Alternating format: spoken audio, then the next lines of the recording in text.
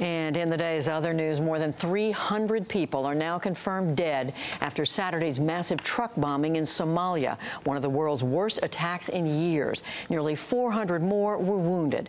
The government blamed the al-Qaeda-linked al-Shabaab group. Rescue crews today searched for survivors at the scene of the bombing, a crowded street in the capital, Mogadishu. With dozens still missing, officials say they expect the death toll to rise. More bodies are gradually being found and removed from the rubble. There are other people who are under the rubble. We have heard them as they scream for help. My biggest worry is that even the wounded are succumbing to their injuries. The attack happened after 2 days after Somalia's defense minister and army chief resigned for undisclosed reasons.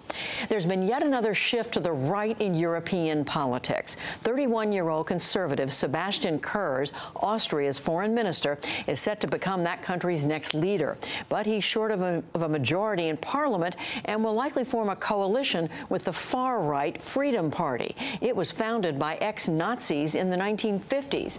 Kurz has called for the European Union to focus more on internal trade and securing borders. He celebrated in Vienna. I have a big request for you. Use today to celebrate. You have all earned it through hard work and dedication.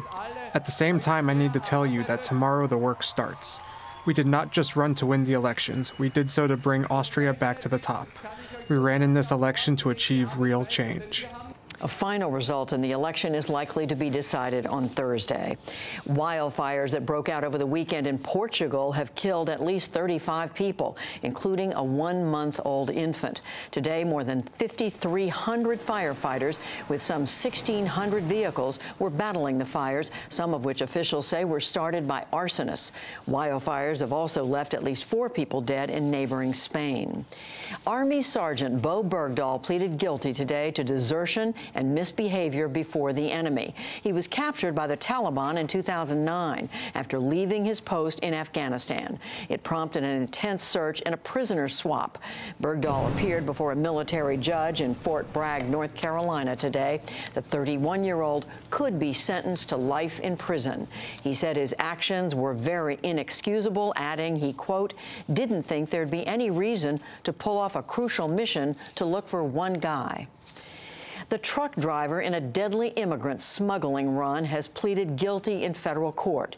San Antonio police found at least 39 immigrants, 10 of whom died, packed into a sweltering semi-trailer last July. The driver, James Matthew Bradley Jr., pleaded guilty to conspiracy and transporting immigrants, resulting in death. He faces now up to life in prison.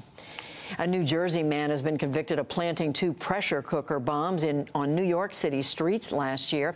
Ahmad Khan Rahimi faces a maximum sentence of life in prison for charges including using a weapon of mass destruction. One of the bombs exploded in Manhattan's Chelsea neighborhood, wounding 30. The second didn't detonate. Officials said Rahimi was inspired by ISIS and al-Qaeda. Ahmed Khan Rahimi learned a lesson which we keep reminding people of. This is the wrong place to try and carry out an act of terrorism. Witnesses will come forward, evidence will be developed, arrests will be made, prosecutions will be brought forth, and they will be successful. Prosecutors said Rahimi also planted a pipe bomb in Seaside Heights, New Jersey, but no one was injured there. Colin Kaepernick has filed a grievance against the National Football League. The former San Francisco 49ers quarterback says that he remains unsigned due to collusion by team owners over his national anthem protests. Kaepernick sparked a debate when he kneeled during the anthem last year, protesting police mistreatment of African Americans. On Wall Street today, the Dow Jones Industrial Average gained 85 points to close at 22,957. The Nasdaq rose 18, and the S&P 500 added 4. It was a milestone day in the world of astronomy. For the first time, researchers say they have detected gravitational waves with a flash of light from the same cosmic event. The dual observation supports Albert Einstein's general theory of relativity. The ripples in space and the light burst were caused by the collision of 2 neutron stars. They were first detected in August.